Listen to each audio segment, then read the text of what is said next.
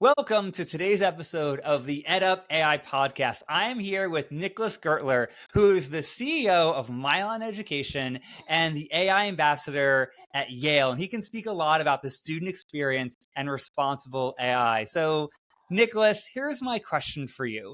So, one of the things that's really interesting about your profile is that you are in the startup world, the AI startup world, and you're also very invested in the creation of policy. So I want to think a little bit about how those intersect. So how do you see responsible AI going forward? What do you think that's going to look like in the future? Yeah, absolutely. Thanks so much for having me on, Jason. I think that's an excellent question. I think a lot of people my age, a lot of youth who are building in this space, building AI companies, think that we don't need to embrace the ethos of move fast and break things. We can move at a responsible pace where we're still innovating quickly while also ensuring that we uphold the core tenets of responsible AI and trustworthiness, safety, security, etc. And for me, I'm really invested in ensuring that AI is used as a force for social good and not something that moves us back.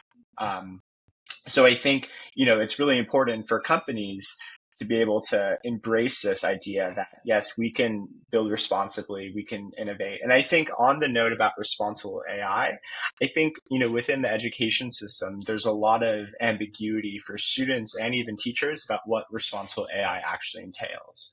Like we use this word a lot, it's sort of a buzzword, but what does it actually mean in practice? What are responsible AI strategies? And for that, I would say, strategies that help people learn without sort of minimizing the critical thinking and work that the student actually puts in that is valuable to their learning. So, for example, it's something such as creating a personalized AI chatbot trained on content that you're learning and then having that be a personal assistant. I think that's really valuable for students because I think, first of all, they need to know how to do that on a technological level. And these days there are tools like AI where you can do that with no coding experience. But I think, enabling students with that knowledge on how to do that can be really useful for enabling them to study better, to learn better, and just have a better educational experience overall. I think that your focus on ambiguity, which very much comes to questions of transparency and how to be transparent, is so key. And I really love your idea of what's going on, or your point about what's going on in the classroom. I think you're right. I think there's a lot of confusion for various reasons. And some of that is the faculty member just not being quite sure what responsible AI is, right? So they hear the Mhm. term, they know they're behind it, they know that they're all for it, but they're not quite sure what that would actually look like. And so it becomes this broader question about how, with all that confusion, you can be transparent. Because if professors and teachers are confused, students are going to be confused. And Mhm. the definitions of responsible AI can be very, very different because this is technology that cuts across education, right? So many people are using it, regardless of their age and their discipline and their personal investments. And so it's really tricky, I think, sometimes to figure out how to be transparent. So, for teachers out there, professors out there, so if you could give them advice about how to start that ball rolling, right? So, how can they be transparent about responsible AI? Because it seems to me like there are a couple of different ways, right? One of them is just like modeling, right? Showing what that actually Mm. looks like, right? And it can also be open discussion. But if you could give, advice to educators right now about how to make the idea behind responsible AI transparent, what would you tell them? What would you suggest? Yeah, absolutely. I think the idea of responsible AI, like you mentioned, really goes back to transparency. And I think within students' minds, there's a lot of fear that's being created when their professor does not address AI, how to, its role in the classroom and how to use it. And as well as the fact that there are a lot of institutions and professors out there, instructors out there, who still use tools like AI detectors, which have been shown to unfairly discriminate against neurodiverse and ESL students. There's a whole rich body of research that shows that. So I think starting the conversation by not villainizing AI and instead saying this is something that if we use it in a responsible way can be really useful is that first step. And then, like you mentioned, modeling it. For example, if it's a humanities or social sciences course, like professor could share, okay, I'm going to I'm going to put an example of an essay in and then ask ChatGPT or any AI LLM to provide me feedback on the structure, the flow, the cohesion, the, style, and then see what that feedback outputs. And then from there, taking that feedback and having the student and implement it themselves. I think that's a great example there. So I think just giving like so many examples and writing a clear policy is really important, right? Rather than just going on the high level and be like, or in the broad level and just say responsible AI, give 5, 10 examples of how it can be used and also engaging with it in the classroom.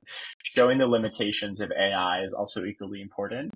So for example, an activity which is very common is professors will juxtapose a student written or human written essay versus an AI generated essay and see the discrepancies in the depth of analysis and, the sort of syntax and other factors that make a really good essay, to show students that if they do generate an AI essay, it will not be anywhere near the richness of a student generated essay. And I think that goes into another point, which it's I think at the beginning of assignment, it's never good to defer agency to AI and having it make decisions about how, for example, a piece of writing may unfold. I think AI can play supporting roles in augmenting, say, the editing process and writing process, but I never think that core idea about the essay and how it will develop should be given to an AI system. I think there are a couple of key things that you brought up, and this will be my way to kind of wrap it up because we have been talking for 7 minutes already. It always feels so fast. The first thing you brought up, which I think is so key, is that educators need to think very carefully about what social model they're sticking to. So if you're using an AI detector, at least in my mind, you are willingly participating in a surveillance state. Right, when everything is tracked, everything is looked at, everything is run to a system. So one of the things that I recommend teachers do if they want to use an AI detector is take about 15 minutes out of their day, take their own writing, just take a bunch of it and just send it into AI detectors. Just go find them. Most of them, you have a certain number of runs for free. Just start sending it in, see what you get back, and think about how that made you feel. Like just have that kind of reflection, right? I've run things in there that I wrote 10 years ago and are still coming back as 72% AI, right? And things like that. And just think about like what that process is like, because that's what our students are doing. So we need to kind of go through that.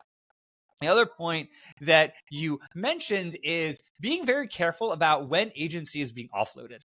I don't think we're thinking about that enough from an educator's perspective. And it's huge, right? And I remember several months ago when educators were really leaning into playing with this technology, one of the ideas out there was have AI generate a first draft and then have students clean it up and revise it.